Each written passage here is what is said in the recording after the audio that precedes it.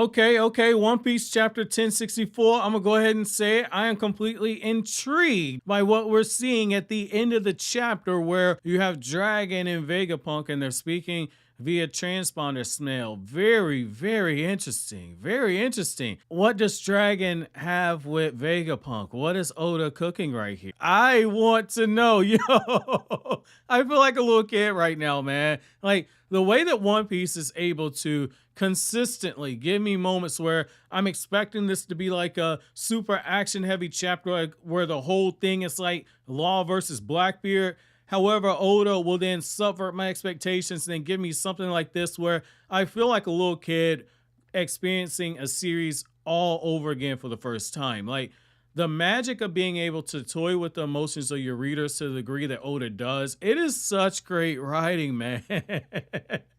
Oh my God, I've not had this much fun reading a manga in a very long time, man. So I gotta say, the fight with Blackbeard and Law, it's a bit over the top. You really get to see what Law's abilities can do in terms of the awakened devil fruit technique and how he's able to seemingly put Blackbeard onto a little bit of a defensive during that fight.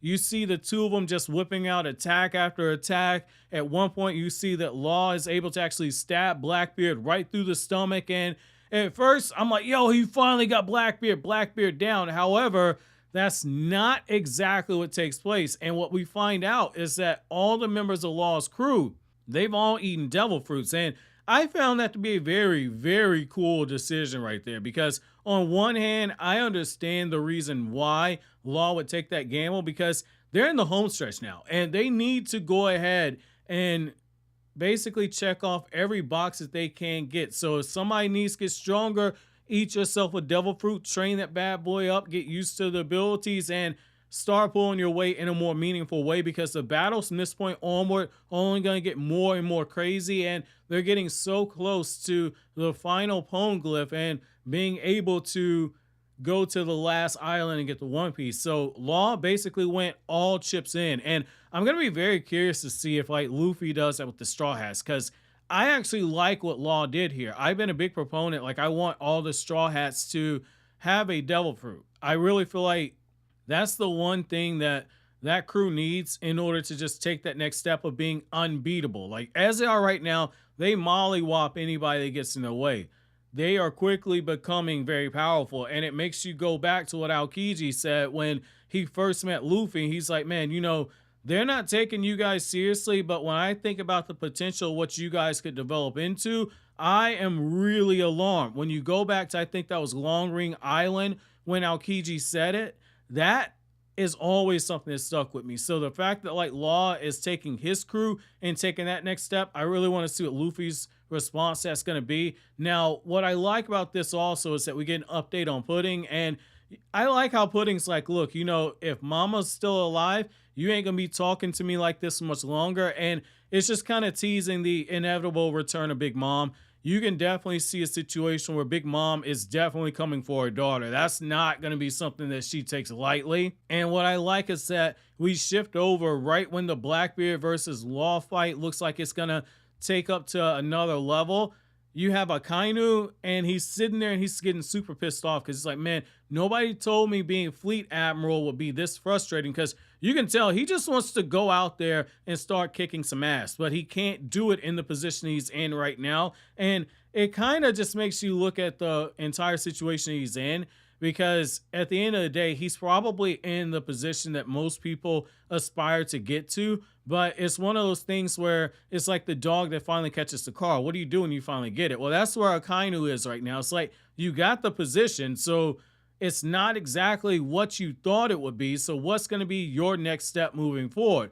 Really like that right there. Very nice to see that frustration on Akainu's side. And I also want to see Luffy mix it back up with Akainu, because this man's got a left foot coming for him, because I still ain't got over what he did to Ace. I'm still traumatized by that. Now, the next thing I like is that we get an update on Luffy and the crew, and basically Bonney has essentially changed the ages of all the Straw Hats that are around her. So Chopper looks super old. You got Jinbei looking super old. You got Luffy looking super old. Luffy looks 70 at this point. I almost didn't recognize him.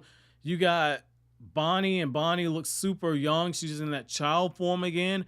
And what I like here is that we start learning a little bit more of what happened with her father. And Jinbe's like, man, you know, like I had this idea of what Kuma was. Like they talked about him like he was the king of that kingdom, and the people drove him off, so he became a pirate, and he ended up working for the world government because he was given life in prison, basically.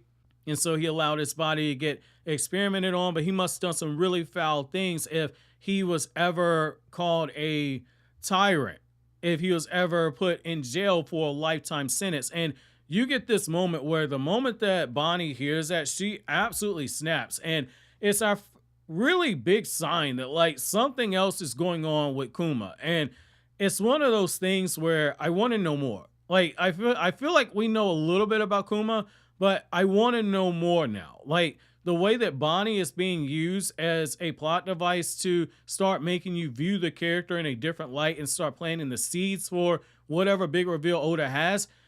I like that because it's a very smart writing tactic, because you can make readers change their perspective of how they view a character based off of how other characters in the universe actually view them and start talking about them. So I think this is a very smart decision here to actually show that side of Kuma beginning to start getting built up through the eyes of his daughter. And I also like that, you know, again, we're continuing that whole theme of like, since we've been to the new world, you've had the whole thing about the dreams of children and just children in general being protected. And the fact that Bonney is the child of Kuma, you can tell that whatever happened, it probably happened because he was doing something for his daughter. So I'm gonna be very curious to see where Oda kind of connects this one in. Now, the next thing we get here is that like the Straw Hats, they're all taken up to one of the Vegapunk labs and they're changing into new outfits. And I ain't gonna front, man. I like Nami's outfit, but Nico Robin might have the best outfit here. And it's not because she's showing the most skin. I think that aesthetically, she's probably got the best outfit. Like, it's between her and Nami. Like, they ate. Usopp is a close third.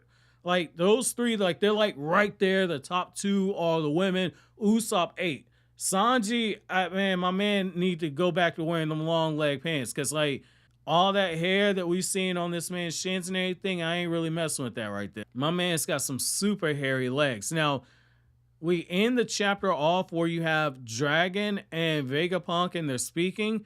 And Vegapunk is basically saying like, look, like my life is coming to an end.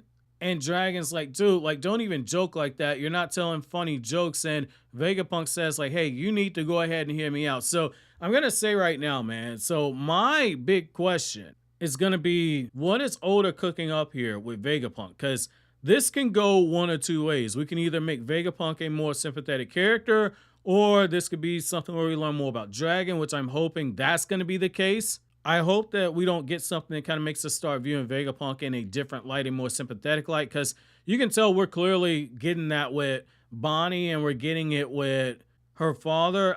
I think if you go 3 for 3, that might be a little bit of overkill. I trust Oda at this point. Like, I've never read a manga for as long as I've read One Piece, in the sense of never read anything over 1,000 chapters. I think that the most I've ever read before is probably, I think, 710 chapters. That's the Naruto franchise. So this is going to be very, very, very interesting to see how Oda is able to kind of put the dots together on this.